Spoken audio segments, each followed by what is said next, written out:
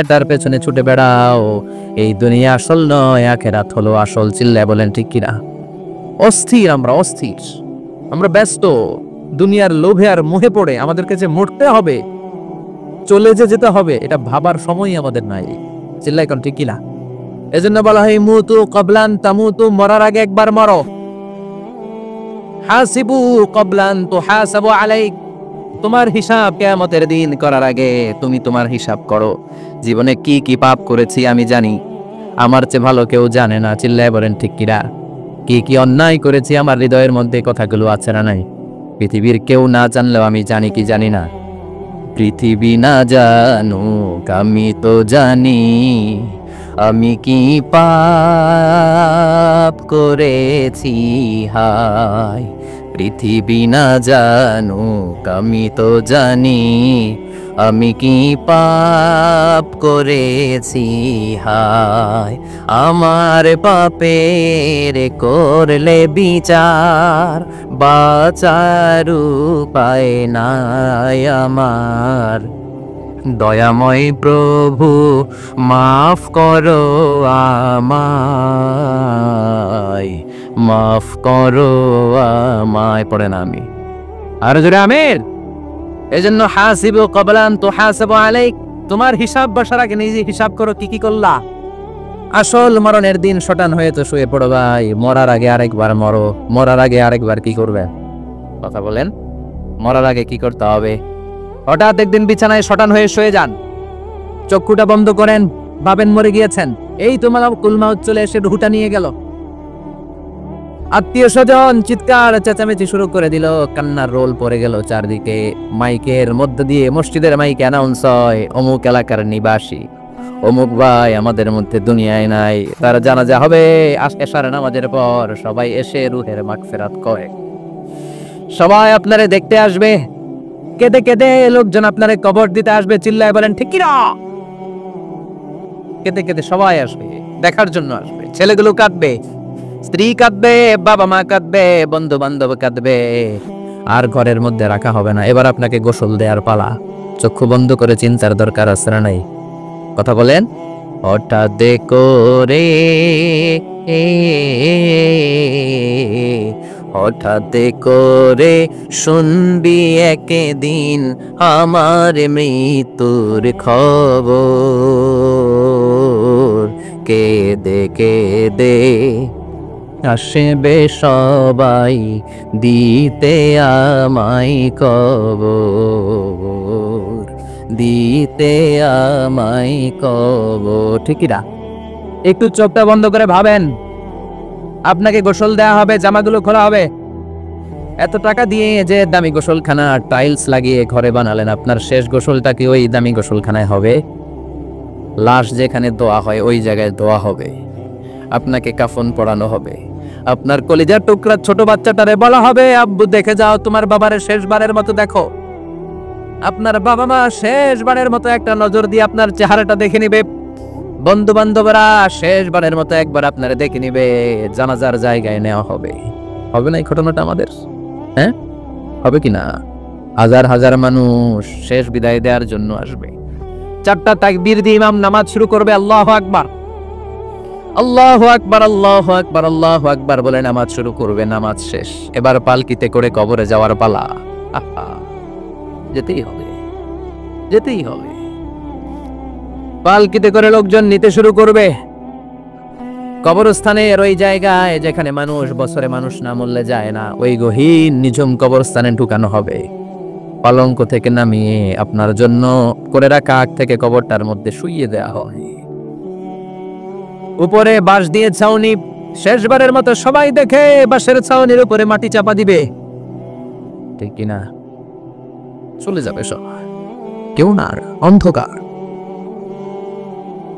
শুধু অন্ধকার। এই অন্ধকার যেন শেষ হতে চায় না। এই ঘটনা ঘটবে না আমাদের? কথা বলে, ঘটবে কিনা? এজন্য মরার আগে এগুলো চিন্তার দরকার আছে না নাই? মরার আগে আরেকবার মরার দরকার আছে না নাই? এজন্য রব্বুল আলামিন বলেন, বাল তুসিরুনাল হায়াতাদ দুনিয়া ওয়াল আখিরাতু খায়রুন ওয়া আবকা। এই দুনিয়ার জীবনটাকে তোমরা আসল জীবন মনে করো, এটা আসল জীবন নয়। আসল জীবন হলো কবরের জীবন। চিল্লায় বলেন ঠিক কিনা? আল্লাহ তোমার এই দুনিয়া, আল্লাহ তোমার এই দুনিয়ায় কেউ আসে কেউ চলে যায়, তবু তোমার ভয়ে কারো কাঁদে না হৃদয়। এই দুনিয়াতে আমার বদলে গেল মন, চারিদিকে দেখি শুধু সুখেরই স্বপন। ভাবলো না মন আল্লাহ ছাড়া, আহা ভাবলো না মন আল্লাহ ছাড়া নেই কোনো উপায়, তবু তোমার ভয়ে কারো কাঁদে না হৃদয়। ঠিক কিনা? আসে আর চলে যায়। প্রতিদিন মাইকে অ্যানাউন্স শুনি, অমুক এলাকার অমুক লোক নাই, দাদা গেল, বাবা গেল, বড় ভাই গেল, আত্মীয় স্বজন গেল, আমাকেও যেতে হবে, এই চিন্তা মাথায় নাই। চিল্লা এখন ঠিক কিনা? এজন্য লাইফটা হলো one time, one chance, second কোনো চান্স আপনাকে দেয়া হবে নাকি? কাফেররা বলবে, ইয়া রব্বি আরেকটা সুযোগ দেন, লাউ আন্না লানা কাররা ইয়ানি মাররা, আল্লাহ আরেকটা সুযোগ যদি পেতাম দুনিয়াতে ভালো করে আসতাম। আল্লাহ বলবেন, ইন্নাহা কালিমাতুন কাইলুহা, এটা শুধু তাদের মুখের কথা, তাদেরকে আবার সুযোগ দিলেও তারা কিচ্ছু করবে না। চিল্লা এখন ঠিক কিনা? এজন্য একটা চান্স আমরা পেয়েছি, এই দুনিয়ার ওয়ান চান্সে আমরা ভয় পাবো একজনকে। চিল্লায় বলেন তিনি কে?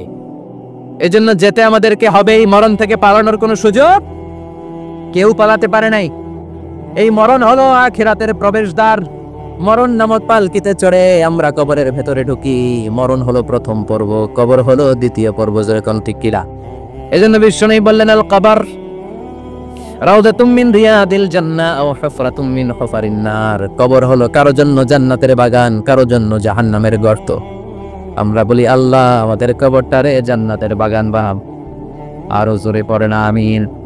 আবার বিশ্বনবী বললেন, ইন্নাল কবরা আউয়াল মানজিল মিন মানাজিলিল আখিরাহ। কবর হলো আখিরাতের মঞ্জিলগুলোর প্রথম মঞ্জিল। আখিরাতে একটার পর একটা অনেকগুলো স্টেশন আপনাকে পার হতে হবে। প্রথম স্টেশনটার নাম হলো কবর। প্রথম স্টেশনের নাম কি? এই কবর নামক স্টেশনে যদি আপনি মাফ পেয়ে যান, সামনের সব স্টেশনগুলোতে মাফের ব্যবস্থা করবে কে? আর কবর নামক স্টেশনে যদি ধরা খেয়ে যান, আপনার মায়ের আসানা নেই।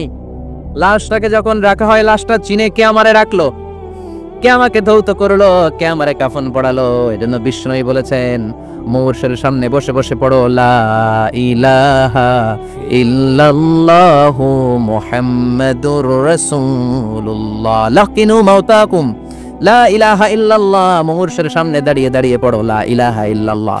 এই লা ইলাহা হচ্ছে জীবিতদের জন্য কালিমা, আর আমরা মরার পরে এই জিকির করি। ঠিক না? আমাদের দেশের অনেক জায়গায় লাশ নিয়ে কবরে যাওয়ার সময় লা ইলাহা পড়ে না। না, এটা আগের জিকির, মরার আগের জিকির। মরার আগে আপনাকে অ্যানাউন্সমেন্ট দিতে হবে, আল্লাহ ছাড়া কোনো ইলাহ নাই, বিশ্বনবী হচ্ছেন শেষ নবী এবং রাসূল। চিল্লায় বলেন ঠিক কিনা? লাশটাকে যখন রেখে দেওয়া হয়, বিশ্বনবী যত মানুষকে কবরে রেখেছেন তারপরে দাঁড়িয়েছেন আর বলেছেন, ইস্তাগফিরু লিআখিকুম, তোমার ভাইদের জন্য তোমরা দোয়া করো। ফাইন্নাহুল আনা ইউসআল, এখনি তাকে কবরে সওয়াল করা হবে। কবরে প্রশ্ন আছে না নাই? কথা বলেন। বিশ্বনবী খাদিজাতুল কুবরা, ওনার প্রথম স্ত্রী খাদিজাতুল কুবরা তাহেরাকে কবরের মধ্যে রেখে দিয়ে কাঁদতে শুরু করলেন, চোখের পানি ছেড়ে অনেক দোয়া করলেন। দোয়া শেষে সব সাহাবারা ঘরে ফিরে যায়, বিশ্বনবী যায় না। সাইয়েদনা আবু বকর বললেন, ও নবী চলেন ঘরে যাই। অনেক তো দোয়া করলেন। বিশ্বনবী বললেন, আবু বকর তুমি যাও, আমি যাব না। এইটা সাধারণ মহিলা না, এটা বিপদের দিনের সঙ্গিনী খাদিজা। মক্কায় যখন আমার কেউ ছিল না, খাদিজা আমারে ভুলে নাই। 3 বছর কাফিররা আমাকে জেলখানায় বন্দি রেখেছে, নাম শিয়াবে আবি তালেবের জেলখানা। আমার স্ত্রী ওই জেলখানার জীবনেও আমারে ছাড়ে নাই। আমার সাথে 3 বছর খাদিজাও জেল খেটেছে। এই একটাই মহিলা, যেই মহিলাকে আল্লাহ আরশের উপর থেকে সালাম দিয়েছে, মহিলাটার নাম খাদিজা। আল্লাহু আকবার। আমার সব সন্তান আল্লাহ খাদিজার পেট থেকে দিয়েছে। ফাতেমাতুজ জোহরা খাদিজার মেয়ে। জাইনাব খাদিজার মেয়ে, উম্মে কুলসুম খাদিজার মেয়ে, রুকাইয়া খাদিজার মেয়ে, আবুল কাসেম বিশ্বনবীর ছেলে খাদিজার ছেলে, আব্দুল্লাহ যাকে তাইয়্যিব এবং তাহের নামে আমরা চিনি সেও খাদিজার ছেলে। সুবহানাল্লাহ। ও আবু বকর, আমার এই কলিজার টুকরা প্রিয়তমা খাদিজারে রেখে দিয়ে কেমনে বাসায় যায়? তুমি যাও, আমি দাঁড়িয়ে থাকবো। এখনই মুনকার নাকির এসে খাদিজারে প্রশ্ন করবে, আমি দেখবো খাদিজা উত্তর দিতে পারে কিনা। আর প্রশ্নের উত্তর যদি ভুল করে ফেলে, কবরের উপর থেকে আমি নিজে প্রশ্নের উত্তর দিয়ে দেব। সাইয়েদনা জিব্রাইল বললেন, নবী আপনারা দাঁড়িয়ে থাকার দরকার নাই, আবু বকরের সাথে ঘরে চলে যান। আল্লাহ জানিয়ে দিয়েছে খাদিজার কবরের প্রশ্নে যদি কোনো সমস্যা হয়, আরশের উপর থেকে খাদিজার প্রশ্নের জবাব আল্লাহ নিজে দিয়ে দিবে। এজন্য কবরের আযাব থেকে বিশ্বনবী পানাহ চেয়েছেন। বিশ্বনবী বলেছেন, আল্লাহুম্মা ইন্না নাউযু বিকা মিন আযাবিল কবর। ও আল্লাহ, কবরের আযাব থেকে তুমি আমাদেরকে বাঁচাও। পড়েন আমিন। কবরে মুমিনদেরকে 4টা প্রশ্ন করা হবে, কাফিরদেরকে 3টা প্রশ্ন। চিৎকার করে বলেন, মুমিনের প্রশ্ন কয়টা? আর জোরে বলেন। প্রথম প্রশ্ন, মার রব্বুক, তোর রবের নাম কি? আমরা কি বলবো? আল্লাহ আমারে রব, এই রবই আমার সব, দমে দমে তনু মনে তারি অনুভব। আল্লাহ আমারে রব, এই রবই আমার সব। পড়েন আমিন। দ্বিতীয় প্রশ্ন, আমার দিন, উত্তর দিনের নাম কি? ধর্মের নাম কি? তৃতীয় প্রশ্ন, মান হাযার রাজুল, এই লোকটাকে কে? আমরা বলবো মুহাম্মদ সাল্লাল্লাহু। 3টা প্রশ্নের উত্তর যখন আপনি কবরে করে দিতে পারবেন, অতিরিক্ত একটা প্রশ্ন, ওয়ামা ইলমুক, এই যে 3টা প্রশ্নের উত্তর পাল্লা, কেমন করে উত্তর জানলা? কোত্থেকে শিখেছো? নকল করে আনছো কাফনের কাপড়ে? পরীক্ষা হলে নকল আছে না নাই? হাতে নকল আছে না? পায়ে নকল, মুজার ভিতরে নকল আছে না নাই? মোবাইলে নকল আছে না নাই? নকল থেকে আল্লাহ তুমি বাঁচাও। আরো আসতে কোন আমি। কিভাবে জানলা? কেমন করে 3টা প্রশ্নের উত্তর শিখলা? What is the source of your knowledge? তথ্যসূত্র কি? আপনাকে বলতে হবে আমি যেই কিতাবটা থেকে শিখেছি কিতাবটার নাম কি। চিল্লায় বলেন, কি নাম? এই কিতাবটা হলো কোরআন। আপনাকে বলতে হবে কোরআন থেকে আমি শিখেছি, বিশ্বনবীর হাদিস থেকে আমি শিখেছি। 4টা প্রশ্নের উত্তর যখন পারবেন, ফেরেশতারা বলবে আহলান সাহলান, খুশামদেদ, কংগ্রেচুলেশন, বাহ বাহ, তুমি তো চমৎকার পেরেছো। ফায়ুফসাহু লাহু কবরুহু 70 যিরাআন, মুমিন বান্দার কবরটা 70 হাত লম্বা করে দেয়া হবে। ইফতাহু লাহু বাবুন ইলাল জান্নাহ, জান্নাতের দিকে তার কবর থেকে একটা দরজা বানিয়ে দেয়া হবে। জান্নাতের সুঘ্রাণ ঠান্ডা বাতাস এসে তার কবরের ভিতরে ঢুকতে শুরু করবে। ইলবাসু লিবাস মিন আহলিল জান্নাত, জান্নাতীদের পোশাক তার গায়ের মধ্যে পরিয়ে দেয়া হবে। আল্লাহু আকবার। আর বলা হবে, নাম কানাউমিল আরুস, বাসর রাতে বর যেমনি কনেকে নিয়ে ঘুমিয়ে যায়, তুমিও একটা ঘুম দাও। আলহামদুলিল্লাহ পড়ে মুমিন বান্দা আনন্দের একটা ঘুম দিবে।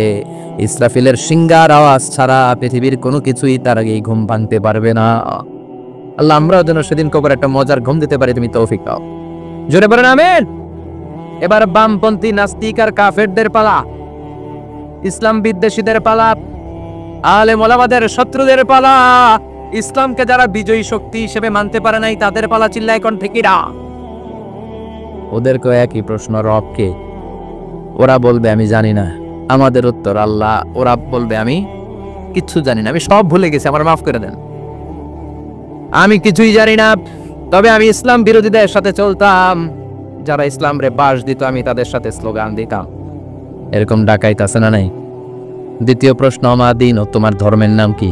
কয় আমার ধর্ম নাই, আমার ধর্ম কর্ম নাই, আমি খালি দুনিয়া কে মজা লেলো, দুনিয়া তোমারই হ্যায়, আমি খালি দুম চলে দুম, আছে না নাই? আমি শুধু মৌজ মাস্তিতে ব্যস্ত ছিলাম, আমার দুনিয়া নাই, দিন নাই, আখেরাত নাই, রব কে আমি জানি না, ধর্ম কি জানি না। ইসলাম বিরোধী রাজনীতি আমি করতাম, মাও সেতুনের রাজনীতি, কার্ল মার্কসের রাজনীতি, বুশের রাজনীতি, ডোনাল্ড ট্রাম্পের রাজনীতি, বামপন্থীদের রাজনীতি। চিল্লায় কোন ঠিক কিরা? কোনো ধর্ম নাই। এই লোকটাকে চিনো কিনা বলো?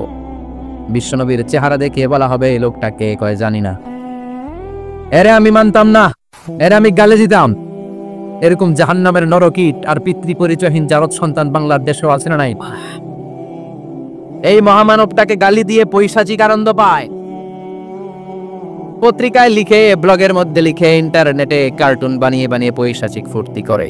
এগুলো জাহান্নামের কীট, এগুলো জারদ সন্তান, বাপ মায়ের ঠিক নাই। যে লাইকন দেখি না, আমার নবীরে যারা গালি দেয় এগুলোর বাপ মায়ের ঠিক আছে? এগুলোর কোনো গোড়া আছে? এগুলোর কোনো শেকড় আছে? এগুলো আগাছা চিৎকার করে বলো ঠিক কিনা?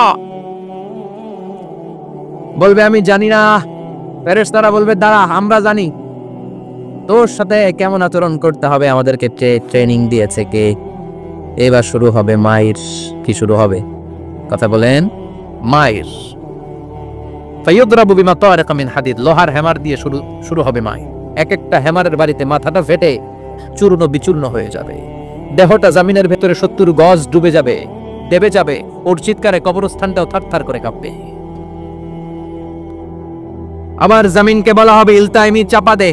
জমিনে ঢুকে যাওয়ার পরে জমিনের এই পাশ থেকে একটা চাপা, মাটি চাপা, বাম দিক থেকে মাটি চাপা। 2 চাপায় ডান দিকের পাজর বায়ে চলে যাবে, বাম দিকের পাজর ডানে চলে আসবে। ওর চিৎকারে কবরস্থানটা থার থার করে কাঁপবে। আল্লাহ, এই ধরনের পরিস্থিতি থেকে তুমি আমাদেরকে বাঁচাও। আর ও চিৎকার করে বলে না আমি। এই জন্য কবরের এই প্রস্তুতি নেওয়ার দরকার আছে না নাই? কোরআনের পক্ষে থাকার দরকার আছে না নাই? ইসলামের পক্ষে থাকার দরকার আছে না নাই? ইসলামী আন্দোলনের সাথে থাকার দরকার আছে না নাই? ইসলামের বিজয় চাওয়ার দরকার আছে না নাই? যে লোক ইসলামের বিজয় চায় না, যে লোক চায় না ইসলাম দিয়ে দেশ শাসিত হোক, যে লোক চায় না কোরআনটা সংসদ ভবনে নেতৃত্ব দেখ, তার অন্তরে ঈমান থাকতে পারে নাকি? চিল্লায় বলেন পারে? যে ঈমান প্রয়োজনে। উখিয়াতে নাই? উখিয়াতে মাজার আছে নাকি? সাগর পারে এগুলো থাকে? এগুলোর সাথে ইসলামের সম্পর্ক আছে? কথা বলেন আছে? যে ঈমান খাজার নামে মাজার গড়ে ফুলুস কামায়, যে ঈমান শিরকিয়াতের আমল করে ভীত না হয়, যে ঈমান বাস্তবে নাই, যে ঈমান ময়দানে নাই, মুখে শুধু কথার কলি, কি করে তারে বলো ঈমানে বলি, কি করে তারে বলো ঈমানে বলি, কি করে তারে বলো ঈমানে বলি। চিল্লায় বলেন ঠিক কিনা? এই জন্য ঈমানের দাবি হচ্ছে অন্যায়কে প্রতিরোধ করতে হবে, হকের পক্ষে থাকতে হবে। কোরআনের রাজনীতি নিজ চোখে দেখে ইসলামকে সংসদ ভবনের উপরে কালিমার পতাকা পতপত করে দেখার স্বপ্ন অন্তরে থাকতে হবে। চিল্লাই কোন ঠিক কিনা? এটাই তো মুমিন, যে ইসলামকে বিজয়ী শক্তি হিসেবে দেখতে চায়, যে কোরআনের আইন চায়, যে কোরআনের রাজ চায়। চিল্লাই বলেন ঠিক কিনা? এজন্য আমরা আল্লাহর কাছে কামনা করি, আল্লাহ তুমি আমাদেরকে ঈমানের মৃত্যু দাও, তুমি আমাদেরকে কবরের সব প্রশ্নগুলো সহজ করে দাও। পড়ে না আমি? আরো জোরে পড়ে না আমি? এজন্য আল্লাহ বললেন বাল তুসিরুনাল হায়াতাদ দুনিয়া ওয়াল আখিরাতু খায়রুন ওয়া আবকা। ও আমার গোলাম, দুনিয়ার এই জীবনটাকে তোমরা আসল জীবন মনে করো। এই জীবন কিন্তু আসল জীবন না, আসল জীবন হলো আখিরাতের জীবন। কোন ঠিক কিনা? এই জন্য মৃত্যু থেকে যতই পালিয়ে বেঁচে থাকতে পারবা নাকি? পারা যাবে? চিল্লায় বলেন। কোন নবীরা পারছে? আদম আলাইহিস সালাম মৃত্যু থেকে বেঁচে গেছে না? মরছে? কথা বলেন না। উনি পৃথিবীর একমাত্র মানুষ যিনি জানতেন যে উনি কতদিন বাঁচবেন। সুবহানাল্লাহ পড়। উনি জানতেন উনি কতদিন বাঁচবেন। কেন আল্লাহ জানালেন? এর কারণ মৃত্যু কি এটা উনি জানেই না, কেমনে মরে দেখেই নাই, কষ্ট কি জানে না। আমরা আমাদের দাদাকে মরতে দেখেছি, বাবাকে মরতে দেখেছি, মামাকে মরতে দেখেছি, মরণের কত কষ্ট আমরা দেখি। এজন্য ভয় আছে না নাই? আদম আলাইহিস সালামের দাদা আছে নাকি? বাবা, মামা, খালু, শালা আছে? নাই। এজন্য মৃত্যু যে কেমন এটা উনি জানতেন না। এজন্য আল্লাহ জানিয়ে দিলেন আদম, পৃথিবীতে তুমি 1000 বছর বাঁচবা। আলফু সানা। লাম্মা খালাকাল্লাহু আদামা ওয়া কানা তুলুহু 60 যিরাআন। বুখারীর বর্ণনা, সাইয়েদনা আদম আলাইহিস সালামকে বানানোর পরে আল্লাহ 60 হাত লম্বা বানালেন। কয় হাত? জোরে বলেন, আরো জোরে। 60 হাত লম্বা। এরপরে ওনার ঔরসে পৃথিবীতে যত নারী আসবে, পুরুষ আসবে রূহের জগতে, সবগুলো রূহকে বসিয়ে দিলেন বৈঠকে। সুবহানাল্লাহ। বিশাল কনফারেন্স রুম। আমরাও ছিলাম না? আমাদের রূহটাও ছিল। সাইয়েদনা আদম বললেন, আল্লাহ এরা কারা? আল্লাহ বললেন, আদম এগুলো সব তোমার সন্তান। সাইয়েদনা আদম অবাক দৃষ্টিতে, অপলক নয়নে নিজের সন্তানদের রূহগুলো দেখতেছিলেন। দেখতে দেখতে হঠাৎ একটা রূহকে ভালো লেগে গেল। বললেন, আল্লাহ এটা কার রূহ? আল্লাহ বললেন, এটা দাউদ আলাইহিস সালামের রূহ। পড়েন সুবহানাল্লাহ। আল্লাহ এটাকে দেখতে বড় ভালো লাগে, কার রূহ? এটা তোমার ছেলে নবী হবে, নবী দাউদের রূহ। কাম উমরু, আল্লাহ দুনিয়াতে সে কয়দিন বাঁচবে? আল্লাহ বললেন 40 সানা, 40 বছর। কয় বছর? সবাই বলেন কয় বছর? 40 বছর। সৈয়দনা আদম বললেন, মাবুদ, আমার এত সুন্দর কলিজার টুকরা সন্তান দাউদ আলাইহিস সালামকে দুনিয়াতে মাত্র 40 বছর আপনি কেন দিলেন? আল্লাহ, প্রথম মানুষ এবং নবী হিসেবে আপনার কাছে ফরিয়াদ করি, আমার ছেলে দাউদের বয়স বাড়ায়া দেয়। আল্লাহ কয় না, হাদা কদ কুতিবা, এটা লেখা হয়ে গেছে। রুফিআতিল আকলাম ওয়া জাফফাতিস সুহুর, লিখে ফেলছি, কলম শুকায় গেছে, কালি শুকায় গেছে, এটা চেঞ্জ করা যাবে? সাইয়েদনা আদম বললেন, আল্লাহ, আমি বাঁচবো কয় বছর? কয় তুমি থাকবা কয় বছর? আলফুসানা, 1000 বছর। মনে আছে? আল্লাহ, আমার 1000 বছরের দরকার নাই, আমি আমার 1000 বছর থেকে 60 বছর আমার ছেলে দাউদরে আমি দিয়ে দিলাম। আদম আলাইহিস সালামের 1000 বছর থেকে 60 বছর যদি দান করে দেয়, ওনার আর কত রইল? 940। আর 60 বছর যদি দাউদ নবীর 40 বছরের সাথে যোগ দেয়া হয়, উনি পেলেন কয় বছর? 100। সাইয়েদনা আদম পৃথিবীতে আসলেন, এসে থাকতে শুরু করলেন। দিন গড়িয়ে রাত আসে, মাস গড়িয়ে বছর আসে, বছর যায় বছর আসে। ঠিক 940 বছর পর মালাকুল মাউত আদম আলাইহিস সালামের কাছে আসলেন, বললেন, আনা মালাকুল মাউত উকিলা বিকুম, আপনাদের জন্য আল্লাহ আমাকে বানিয়েছে রূহ কবজ করতে। ও আদম, আবুল বাশার, পৃথিবীর প্রথম মানব, প্রথম নবী, আপনার সময় শেষ, রেডি হন। কি হন? খেলা শুরু হবে, এখনই রূহ কবজ করে নিয়ে যাব। সাইয়েদনা আদম বলে, এখন আসছো কেন? আমার আরো 60 বছর বাকি আছে। মালাকুল মাউত বলে, না, আপনি রূহের জগতে আল্লাহর কাছে আপনার সন্তান দাউদকে কয় বছর দিয়েছিলেন? 60 বছরের জন্য 940 বছর আপনার জন্য লেখা। আমি এখন আপনার রূহ কবজ করতে চাই। সাইয়েদনা আদম বলে, আমি মানি না, আমি কাউরে দেই নাই। 60 বছর আমি দেই নাই, আমি আরো বাঁচবো, আমি আরো বাঁচবো, 60 বছর আমি বাঁচবো, আমি দেইতেই নাই। মেয়ে যাও।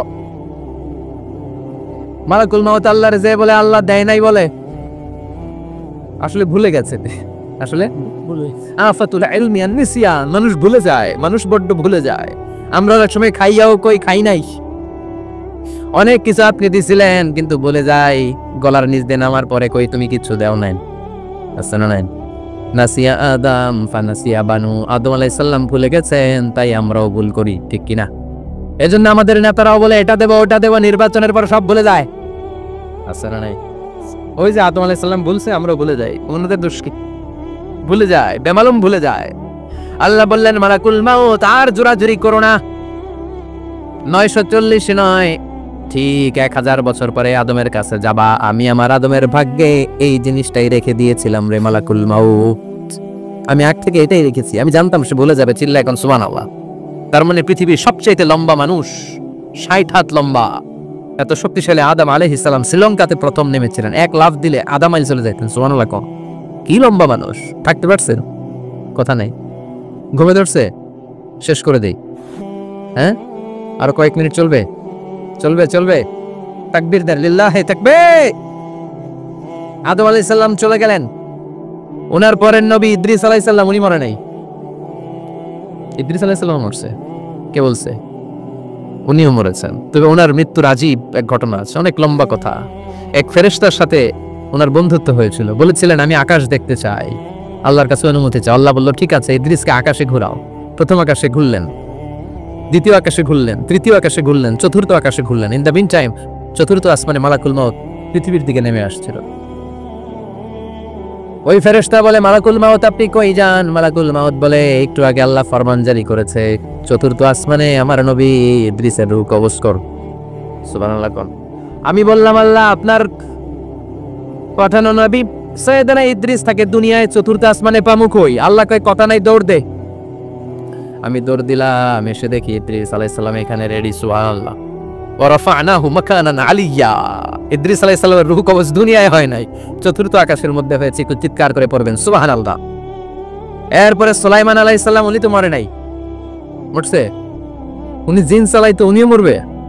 শক্তিশালী একজন নবী ছিল। উনি মালাকুল মাউতকে বলেছিলেন, মালাকুল মাউত, আমার মৃত্যুর সুয়াইয়া সামান্য কিছু আগে আমারে বইলো, আমার একটা কাজ আছে। মালাকুল মাউত মৃত্যুর কিছু সময় আগে এসে বলল, সুলাইমান, টাইম ইজ আপ, সময় শেষ, অল্প কিছু সময় বাকি, কি করবেন করেন। সাইয়েদনা সুলাইমান জিনদেরকে ডাকলো, জিনেরা, বিশাল একটা প্রজেক্ট আছে, প্রজেক্টে কাজ শুরু করো। আর কিছুদিনকে বলল, চারদিকে গ্লাস ফিটিং করা একটা রুম বানাও। সাইয়েদনা সুলাইমান আলাইহিস সালাম গ্লাস ফিটিং করা রুমের ভেতরে ঢুকলেন। এই রুমে ঢুকার দরজা নাই, হাতে একটা লাঠি নিলেন। কি নিলেন? লাঠির মধ্যে ভর করে দাঁড়িয়ে রইলেন আর জিনদের দিকে তাকিয়ে রইলেন। জিনেরা তো বদমাশ ছিল, সাইয়েদনা সুলাইমান দাঁড়িয়ে না থাকলে কাজ করতো না। ছিল ফাঁকিবাজ, কি ছিল? দাঁড়ায় না থাকলে আজও লোকজন কাজ করতে চায় না, ঠিক কিনা? মালিক দাঁড়ায় থাকলে ঠিকই কাজ হয়ে যায়। সুলাইমান আলাইহিস সালাম লাঠির মধ্যে ভর দিয়ে দাঁড়িয়ে রইলেন আর বললেন কাজ করো। জিনেরাও কাজ শুরু করলো। ওদিকে মালাকুল মাউত দেশে বলে, ও সুলাইমান সময় তো শেষ। সুলাইমান বলে, সমস্যা নাই, রূহ কবজ কর। উনি লাঠির মধ্যে ভর দিয়ে দাঁড়িয়ে রইলেন। গ্লাস ফিটিং করা রুমের ভিতরে কোরআন সাক্ষী। মালাকুল মাউত ওইভাবে লাঠিতে ভর দেওয়া অবস্থায়, দাঁড়ানো অবস্থায় সাইয়েদনা সুলাইমান আলাইহিস সালামের রূহ কবজ করে নিলেন। উনি এমন ভাবে দাঁড়িয়েছেন, রূহ চলে গেল, লাশ হয়ে দাঁড়িয়ে রইলেন। লাঠির মধ্যে দাঁড়িয়ে আছেন, জমিনের মধ্যে লুটিয়ে পড়ে নাই। সুবহানাল্লাহ। জিনগুলো দূর থেকে ভাবলো বস তো দাঁড়ায় আছে। কে দাঁড়ায় আছে? জিনেরা মনে করছে বস দাঁড়ায় আছে, কাজ করতে হবে। করতে করতে পুরা প্রজেক্টের কাজ শেষ। ইন দ্য মিন টাইম ঝিঝি পোকা, উই পোকা, যেই পোকা কাঠ খেয়ে ফেলে, এই কাঠ খাওয়ার পোকা সুলাইমান আলাইহিস সালাম লাঠির ভেতরে ঢুকে লাঠিও খেয়ে ফেলেছে। সাইয়েদনা সুলাইমান আলাইহিস সালাম ধপাস করে জমিনে পড়েছে। আর জিনেরা কয়, হায় হায়, খালি খালি কাম করছে এতদিন। সুবহানাল্লাহ করবেন না? সুলাইমান আলাইহিস সালাম বাঁচতে পারে নাই, চলে গেলেন। মুসা আলাইহিস সালাম মরছে, উনি মরবে কেন? উনি তো খালি মারে। মরছে এক খাপ্পরে, ফেরাউনের বাবুর্চি নাই। মুখের আগে হাত চলতে কয়েকজন, এর মধ্যে মুসা আলাইহিস সালাম আছে না নাই? মালাকুল মাউত মানুষের আকৃতিতে অনুমতি না নিয়ে ঘরের ভেতরে ঢুকে গেল। ঢুকে বলে, আনা মালাকুল মাউত, আমি মৃত্যুর ফেরেশতা। তো কি চাও? যে তুয়া নাফবাদা রূহাক, আপনার রূহ কবজ করতে আসছি। কিন্তু মুসা আলাইহিস সালাম দেখতেছেন দিব্যি একজন মানুষ, কি দেখে? আবার সালাম দেয় নাই, অনুমতি নিয়েও ঢুকে নাই। ও মিয়া, অনুমতি নিয়ে ঘরে ঢোকার দরকার আছে না নাই? মুসা আলাইহিস সালামের মেজাজ বড় গরম। উনি বললেন, কি করবি? কয়, আপনারে মারবো। কয়, এদিকে আয়। মালাকুল মাউত মনে মনে ভাবে, এতদিন সব মানুষগুলো আমারে দেখলে দিত দৌড়, আজকে মনে হয় আমারে দিতে হবে দৌড়। এক পা আগায় দুই পা পেছায়, সাহস করে সামনে গেলেন। আবার মুসা আলাইহিস সালাম দিলেন এরকম থাপ্পড়। ফাসাক্কাহু ফাফাকুয়া আইনা, বুখারীর বর্ণনা, এক থাপ্পড়ে চোখ নাই। ঠিকই মালাকুল মাউত দৌড়, এক দৌড়ে আল্লাহর কাছে। আল্লাহ বললেন, রাখো, এটা মুসা আলাইহিস সালাম, তার মেজাজ বড্ড গরম, আমাকে কথা বলতে হবে। আল্লাহ বললেন, মুসা, বুখারীর বর্ণনা, গরুর পিঠের উপর হাত রেখে দাও। রাখা হলো। তোমার হাতের নিচে গরুর যত পশম, প্রত্যেক পশমের বিনিময়ে 1 বছর করে হায়াত বাড়িয়ে দিলাম। মুসা আলাইহিস সালাম অনেক চালাক নবী। উনি বললেন, আল্লাহ, আমার হাতের নিচে যদি গরুর 2000 পশম থাকে, তার মানে 2000 বছর হায়াত বাড়িয়ে দিলেন, কিন্তু এক্সট্রা হায়াত যখন শেষ হয়ে যাবে এরপরে কি হবে? আগে ওইটা বলেন। আল্লাহ বললেন, সুম্মাল মাউত, তারপরে তো মুসা মরতেই হবে, আসতেই হবে। সাইয়েদনা মুসা আলাইহিস সালাম বললেন, ফাল আনা, তাহলে আর দেরির দরকার নাই, এখনই আমি আপনার কাছে চলে যেতে চাই। মালাকুল মাউত মুসা আলাইহিস সালামের রূহ নিয়ে উড়াল দিলেন। সুবহানাল্লাহ। বাঁচতে পারছে? বিশ্বনবী মরে নাই, উনি ইন্তেকাল করেছেন। চিল্লা এখন ঠিক কিনা? ইন্তেকালের আগে বিশ্বনবী প্রচন্ড অসুস্থ হলেন। মা আয়েশারে ডেকে বললেন, আয়েশা, মনে হয় আমি বাঁচব না। ওই যে খায়বার বিজয়ের দিন, খায়বার দুর্গ বিজয় করার পরে এক ইহুদি মহিলা আমার দাওয়াত দিয়েছিল। ওই দাওয়াত খেতে যাওয়ার পরে গোশতের মধ্যে বিষ মাখানো হয়েছিল রে আয়েশা। ওই বিষ মাখানো খাসির গোশত খেয়ে যে ব্যথা আমার পেটে উঠেছিল, আজ আবার সেই ব্যথা উঠেছে। বিশ্বনবী ওই বিষ খাওয়ানো গোশতের কারণে ইন্তেকাল করেছেন। তার মানে বিশ্বনবী শহীদ। জামা আল্লাহু বাইনা নবুওয়া ওয়াস শাহাদা, আল্লাহ বিশ্বনবীকে শুধু নবী বানায় নাই, শহীদ হিসেবে কবুল করেছে। সুবহানাল্লাহ কবেন না? প্রচন্ড অসুস্থ, উনি ছাড়া মসজিদে নববীতে কেউ ইমামতি করার সাহস পায় না। বিশ্বনবী বললেন, আবু বকর তুমি যাও। আবু বকরও যায় না। বিশ্বনবী বললেন, পানি আনো। বিশ্বনবী পানি দিয়ে ওযু করলেন। ওযু করে কয়েকজন সাহাবীকে ধরে উঠতে চাইলেন, আবার ধপাস করে বেহুশ হয়ে পড়ে যায়। বিশ্বনবী উঠতে পারে না। আবার বললেন, ঠান্ডা পানি আনো। পানির ভেতরে বিশ্বনবী 2 হাত ঢুকিয়ে দিয়ে ঠান্ডা ভিজা হাত দিয়ে চেহারার মধ্যে মাসে করলেন আর বললেন, ইন্নালিল মাউতি লা সাকারাত, হায়রে মৃত্যুর কি যন্ত্রণা, হায়রে মৃত্যুর যে কি কষ্ট।